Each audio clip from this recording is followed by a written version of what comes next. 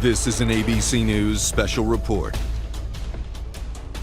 Hi, I'm Diane Macedo. We are coming back on the air with some major developments in the deadly shooting of conservative activist Charlie Kirk. Authorities are about to hold a press conference after President Trump announced on live television that he believes there is a suspect in custody, saying, quote, "I think we have him." The search for that person of interest overnight intensified with the FBI releasing new images showing him dressed in a dark hat, sunglasses, a dark shirt with an American flag on the front. The FBI called the person in that photo a person of interest. And then this video from right after the shooting, authorities say it shows someone running across a roof, then scaling and jumping to the ground, and then you can see that person running off. Charlie Kirk was speaking at an event when a gunman fired a single shot from about 100 yards away, sending that crowd of about 3,000 people running for safety. And now we are listening as authorities update, and we think will confirm that there's a person of interest in custody. Let's listen. Good morning, ladies and gentlemen. At today's press conference, we will hear from Governor Cox, FBI Director Kash Patel, and Sheriff Mike Smith. We also have with us Utah DPS Commissioner Bo Mason, Lieutenant Governor Deidre Henderson, FBI Special Agent in Charge Robert Bowles, and local and federal law enforcement partners. Following the remarks today, Governor Cox, Director Patel, and Commissioner Mason will take questions. Thank you.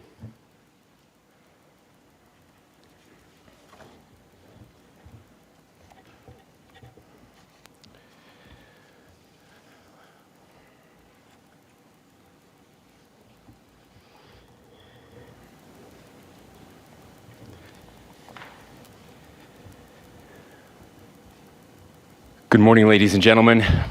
We got him. On the evening of September 11th, a family member of Tyler Robinson reached out to a family friend who contacted the Washington County Sheriff's Office with information that Robinson had confessed to them or implied that he had committed the incident. This information was relayed to the Utah County Sheriff's Office and scene investigators at Utah Valley University. This information was also conveyed to the FBI. Investigators reviewed additional video footage from UVU surveillance and identified Robinson arriving on UVU campus in a gray Dodge Challenger at approximately 8:29 a.m. on September 10th, in which he is observed on video in a plain maroon t-shirt, light-colored shorts, a black hat with a white logo, and light-colored shoes. When encountered in person by investigators in Washington County on September 12th, in the early morning hours, Robinson was observed in consistent clothing with those surveillance images.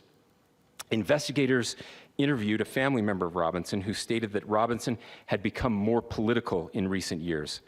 The family member referenced a recent incident in which Robinson came to dinner prior to September 10th, and in the conversation with another family member, Robinson mentioned Charlie Kirk was coming to UVU.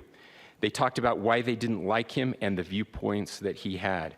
The family member also stated Kirk was full of hate and spreading hate. The family member also confirmed Robinson had a gray Dodge Challenger. Investigators identified an individual as the roommate of Robinson. Investigators interviewed that roommate, who stated that his roommate, referring to Robinson, made a joke on Discord.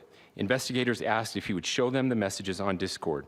He opened it and showed several messages to investigators and allowed investigators to take photos of the screen as each message was shown by Robinson's roommate.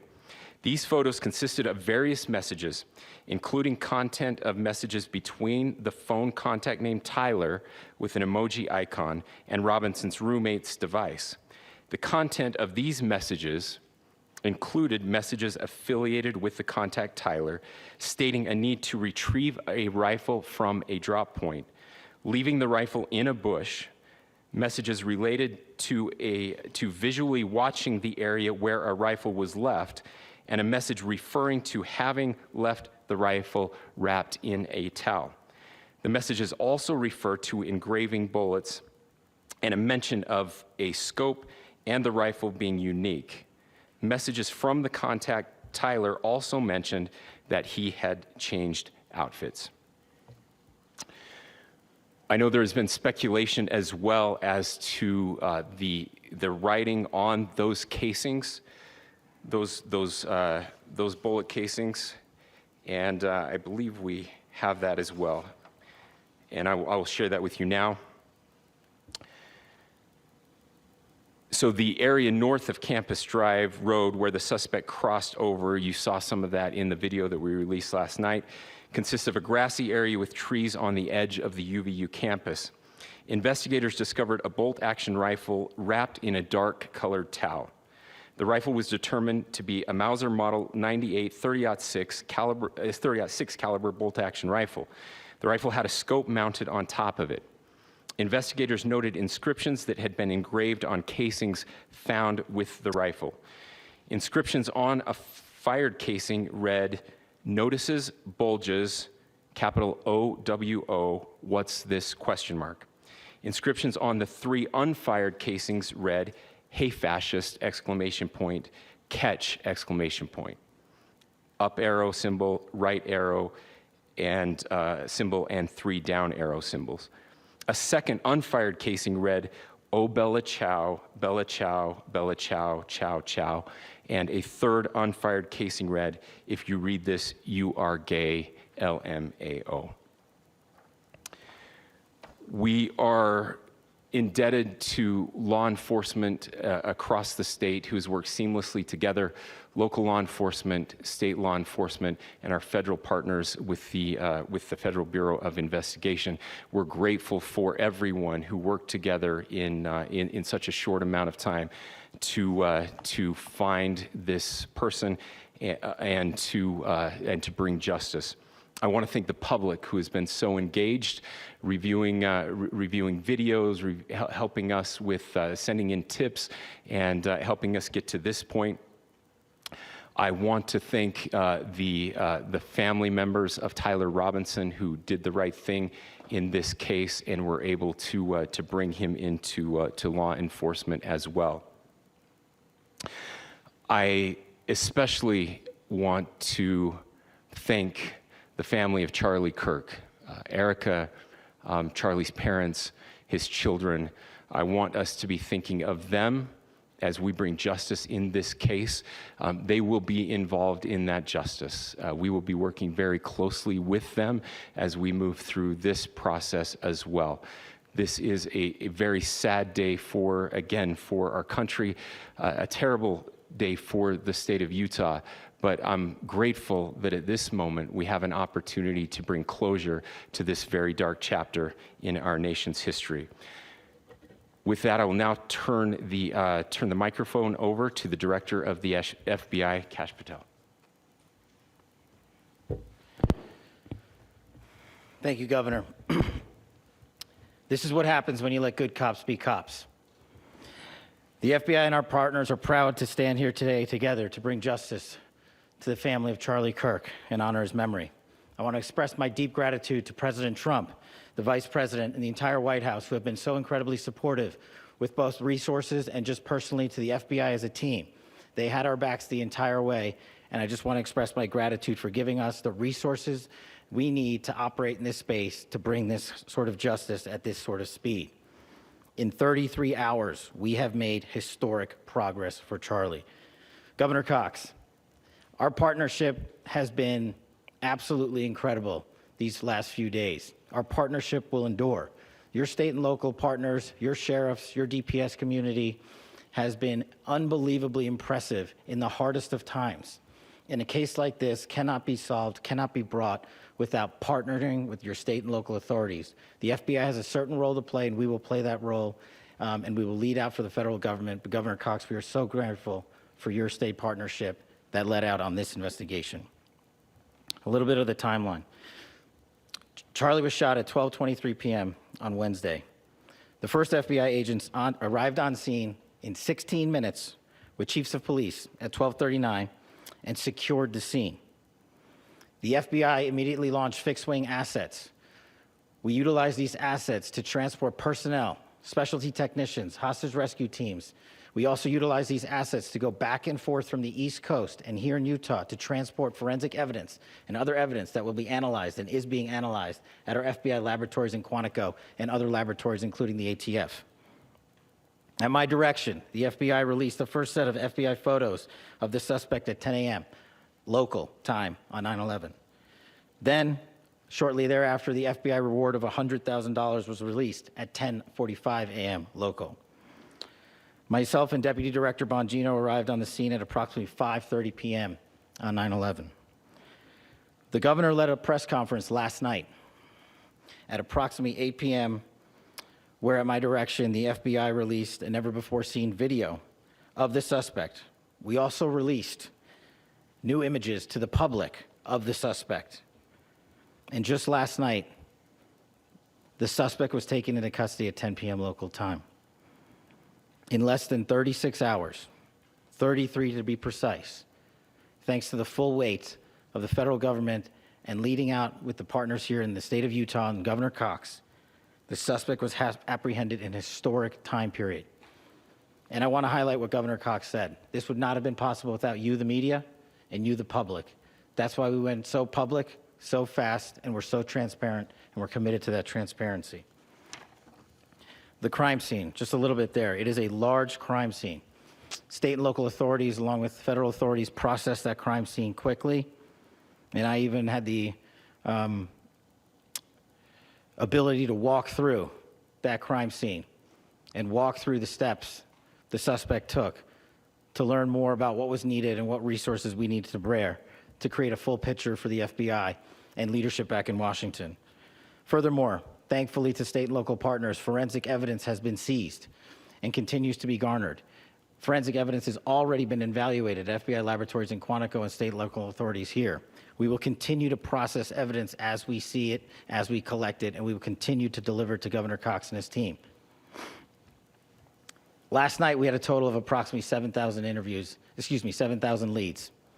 As of this morning, thanks to your great work, we have over 11,000 leads that were called in to the FBI, and we are running out every single lead that we can.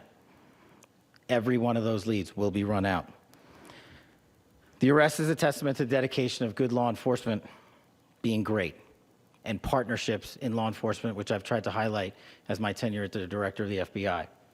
There is no better relationship for law enforcement than the FBI to partner with state and local authorities, and you've seen it here in these last few days. The FBI Salt Lake Field Office, along with our offices in LA, Phoenix, Denver, San Antonio, Las Vegas, Pittsburgh, Buffalo, our headquarters component in Quantico, all participate in the FBI. I want to express my deep gratitude to the employees of the FBI, the men and women, the evidence response team tacticians, the special operators, the agents, the support staff.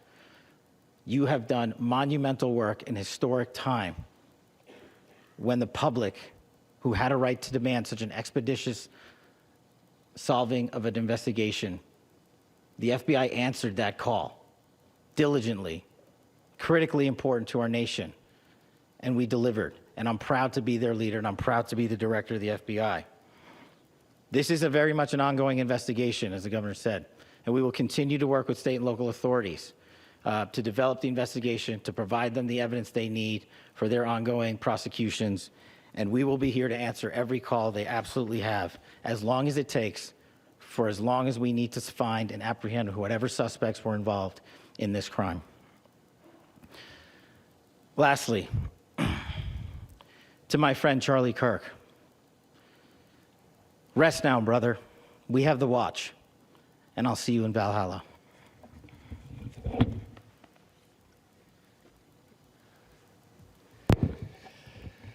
Thank you, and good morning.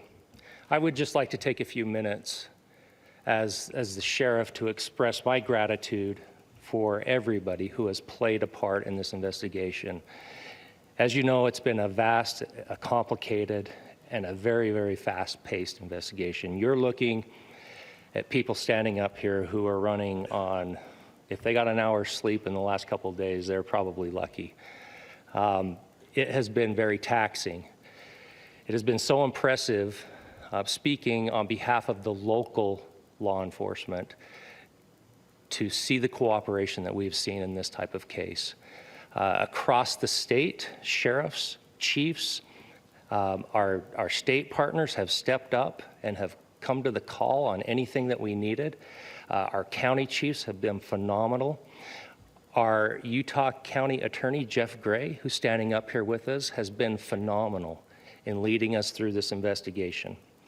I would like to thank the federal government for their resources, their assets. Our local team here, our FBI team, has been extraordinary in helping us work through this and bring this person to justice.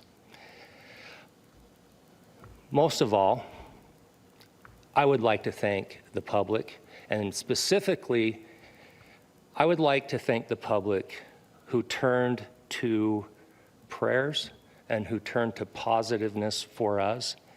I would like to thank them on behalf of the law enforcement community because we needed those prayers.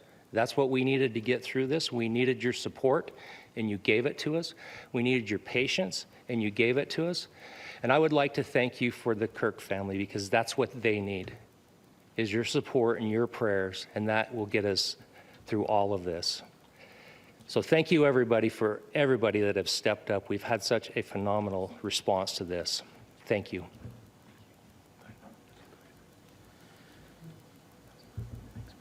I also want to give a special thanks to the Attorney General and the Department of Justice. Their unwavering support and their commitment to justice is shown true here. And without AG Bondi and Deputy Attorney General Todd Blanche and the resources they brought to bear, we would not have been able to complete our mission. And I just want to say special thanks. It's an honor to be a part of the Department of Justice. Thank you again to our incredible law enforcement team who has worked so hard. Sheriff, I got a solid 90 minutes last night, so I'm probably the most well-rested person up here. Ladies and gentlemen, I get the microphone, so I hope you'll permit me a moment just to share a few more thoughts about where we are and how we got here and maybe a little bit of where we go from here. I don't want to get too preachy, but I think it's important that we, with eyes wide open, understand what's happening in our country today. I've heard people say, well, why are we so invested in this? There's violence happening all across our country, and violence is tragic everywhere. And every life taken is a child of God who deserves our love and respect and dignity. This is certainly about the tragic death, political assassination of Charlie Kirk. But it is also much bigger than an attack on an individual. It is an attack on all of us. It is an attack on the American experiment. It is an attack on our ideals. This cuts to the very foundation of who we are, of who we have been, and who we could be in better times. Political violence is different than any other type of violence for lots of different reasons. One, because in the very act that Charlie championed of expression, that freedom of expression that is enshrined in our founding documents, in having his life taken in that very act, makes it more difficult for people to feel like they can share their ideas, that they can speak freely. We will never be able to solve all the other problems, including the violence problems that people are worried about, if we can't have a clash of ideas safely and securely. Even, especially those ideas with which you disagree. That's why this matters so much. Over the last 48 hours, I have been as angry as I have ever been, as sad as I have ever been. And it was, as anger pushed me to the brink, it was actually Charlie's words that pulled me back. I'd like to share some of those. And specifically right now, if I could, I need to talk to the young people in our state, in my state, and all across the country. As President Trump reminded me, he said, you know who really loved Charlie? The youths. And he's right. Young people love Charlie. And young people hated Charlie. And Charlie went into those places anyway. And these are the words that have helped me. Charlie said, when people stop talking, that's when you get violence. He said, the weak can never forgive. Forgiveness is the attribute of the strong.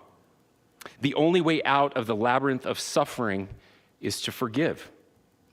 Welcome without judgment, love without condition, forgive without limit. He said, always forgive your enemies. Nothing annoys them so much.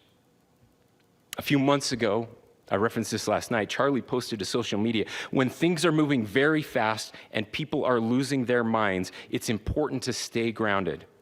Turn off your phone, read scripture, spend time with friends, and remember, internet fury is not real life. It's going to be okay. He again said, when you stop having a human connection with someone you disagree with, it becomes a lot easier to commit violence. He said, what we as a culture have to get back to is being able to have a reasonable agreement, where violence is not an option. Now, again, to my young friends out there, you are inheriting a country where politics feels like rage. It feels like rage is the only option. But through those words, we have a reminder that we can choose a different path. Your generation has an opportunity to build a culture that is very different than what we are suffering through right now. Not by pretending differences don't matter, but by embracing our differences and having those hard conversations. I think we need more moral clarity right now. I hear all the time that words are violence. Words are not violence. Violence is violence. And there is one person responsible for what happened here. And that person is now in custody and will be charged soon and will be held accountable. And yet, all of us have an opportunity right now to do something different. I want to thank my fellow Utahns. This bad stuff happens. For 33 hours, I was praying that if this had to happen here, that it wouldn't be one of us. That somebody drove from another state, somebody came from another country. Sadly, that prayer was not answered the way I had hoped for, just because I thought it would make it easier on us if we could just say, hey, we don't do that here. And indeed, Utah is a special place. We lead the nation in charitable giving. We lead the nation in service every year. But it did happen here. And it was one of us. But I want you to look at how Utahns reacted the last 2 nights. There was no rioting. There was no looting.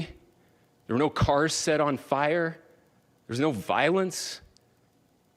There were vigils and prayers and people coming together to share the humanity.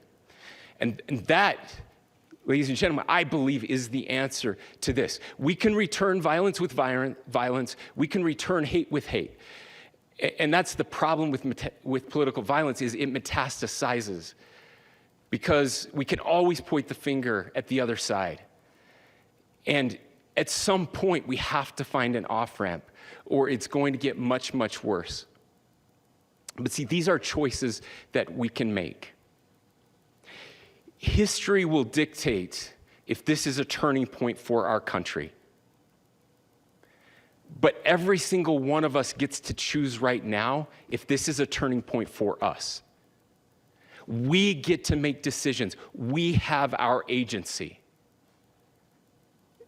And I desperately call on every American, Republican, Democrat, liberal, progressive, conservative, MAGA, all of us to please please, please follow what Charlie taught me.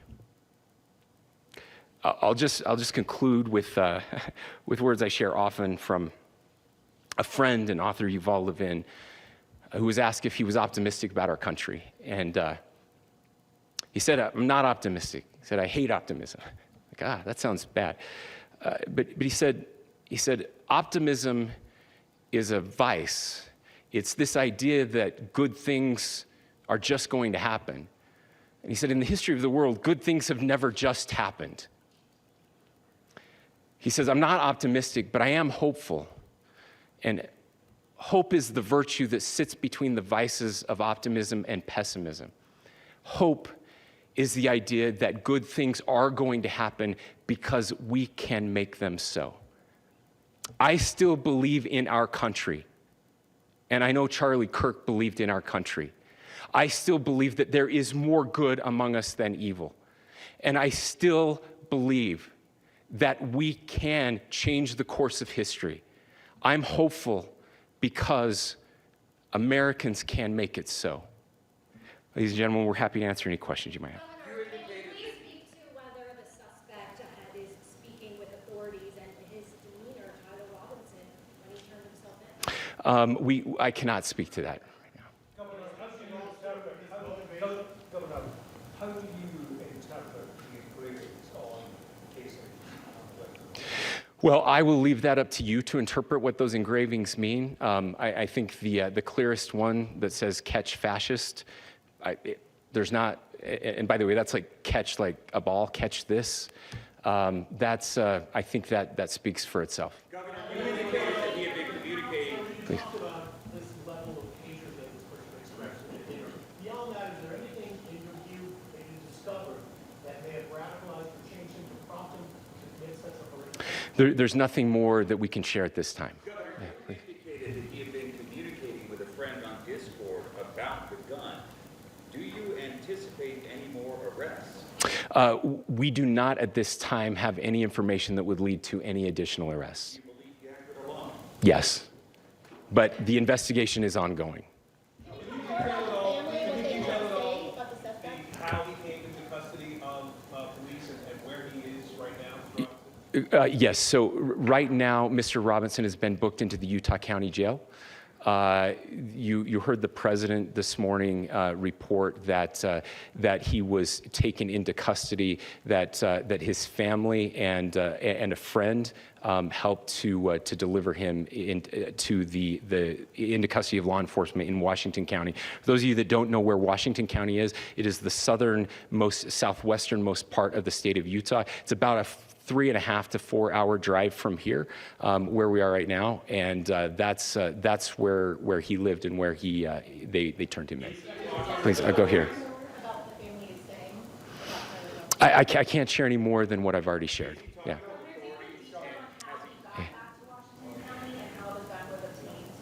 So how we obtained the gun was found here. Yeah, so I don't have much more details on that. We do know that he drove. We had his car here on campus, and then we had his car going south back to the St. George. It's actually the city of Washington in Washington County. Is he talking with authorities and did he discuss a motive? I'm sorry? We don't have any information that would lead us to believe that. Yes, in fact, it was just released. Yes. Talking with authorities and did he discuss a motive? I can't answer that right now. Yeah, thank you. Over here.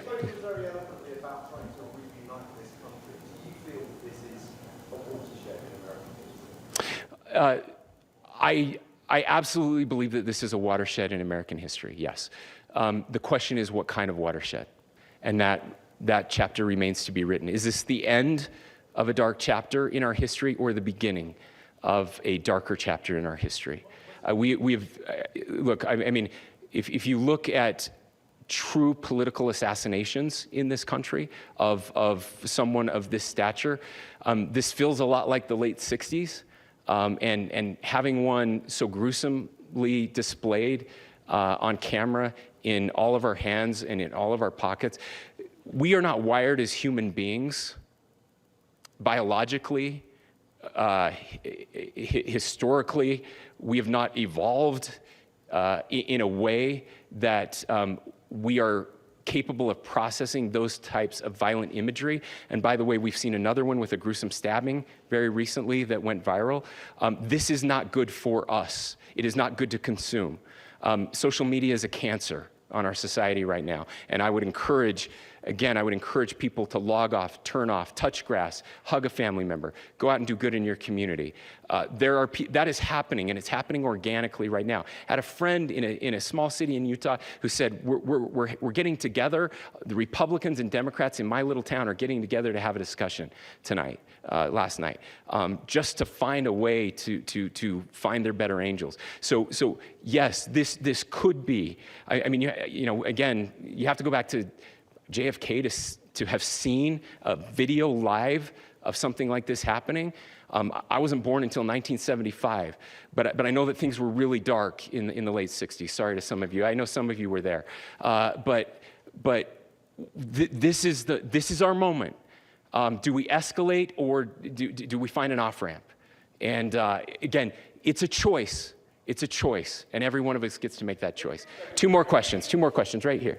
Could we clarify that the release of those enhanced images at 8 p.m., the timeline that Director Patel gave us, led to the arrest at 10 p.m.? Is there a direct connection between those two events? I cannot comment if there is a direct connection or not, but all I can say is that that through some process, the family came to know that this had happened. One more thing, Governor. Could you just clarify the clothing issue you mentioned earlier? Was he changing outfits? Correct. Yes. So when he's first spotted on campus, he has different clothing on, and then he changes clothing on the roof, and then changed back into that clothing at some point, so that when he was apprehended, when he was arrested, the clothing matched the clothing he had on before the shooting here at UVU. Last question here. Yes. Suspect was freshly taught. Can you kind of tell us a little bit more about where, and was he a student here at this university, and is there any history of mental illness? Yeah. So I don't have any information on the mental illness part. He was not a student here at UVU. He was living and had lived for a long time with his family in Washington County, in the southernmost part of our state. Thank you, everyone, for your great work in getting this information out. I will just say, process-wise, this may be important. I know many of you aren't familiar with the process in Utah. I think it's important that you understand that. Basically, we have 3 days for charging documents to be filed. A CI will be filed. We'll have more information then, more detailed information as those charging documents are filed in preparation for a preliminary hearing. So 3 days. So we would anticipate then that early next week those charging documents will be filed. We will obviously be working. The county attorney will be working very closely with Mr. Kirk's family as those documents and decisions are prepared and made. Thanks, everyone. We are listening there to authorities in Utah now confirming a suspect is in custody in the shooting death of conservative activist Charlie Kirk. That was Republican Governor Spencer Cox saying blatantly, "We got him," at the very top of that press conference, identifying the suspect as Tyler Robinson. They haven't revealed his age, but yesterday they said they were looking for someone college-aged, and now they're saying that Robinson was brought to their attention by a family member, that a family member contacted a family friend with implications that Robinson had been involved in this shooting, and that family friend then contacted law enforcement. And now they're saying they have evidence showing Robinson arrived on campus at Utah Valley University at 8:29 in the morning. At some point, he changed clothes. Investigators are saying he executed that shooting and then changed again after leaving campus. Now they have spoken to not only his family, but also someone they identify as his roommate. And they are talking more about some messaging on those bullet casings, including a message that say, "Hey, fascist, catch." And now we are getting in that That suspect is 22 years old. I want to go over to our chief national correspondent, Matt Gutman, who's there at Utah Valley University in Utah. And Matt, I want to start with these conversations that law enforcement say they have already had with this suspect's family and roommate. It seems they've done a lot of work just over the past 12 hours, Diane. And I think one of the important things to note for the public is that the governor of Utah, Spencer Cox, said there is no ongoing threat to the public. They believe that this man acted alone without accomplices, so no ongoing threat to the public. And one of those things that you just mentioned, they contacted this roommate. The roommate allegedly showed them messages from Discord, that's a social messaging app, from the suspect, in which he indicated that he had left a rifle of the same description with a scope, wrapped in a towel, in bushes, not far from campus, exactly as authorities had found them, apparently asking the roommate to help him hide it. That interesting note about him coming to campus hours before Charlie Kirk took the stage, about 4 hours before, scoping out the campus, and then changing on top of the roof into those dark clothes before taking that shot. And as that video we've seen for the past 8 or 12 hours, then scampering across the roof, dropping down to the ground on campus, and then sort of jogging and then walking off and melting into the neighborhood nearby,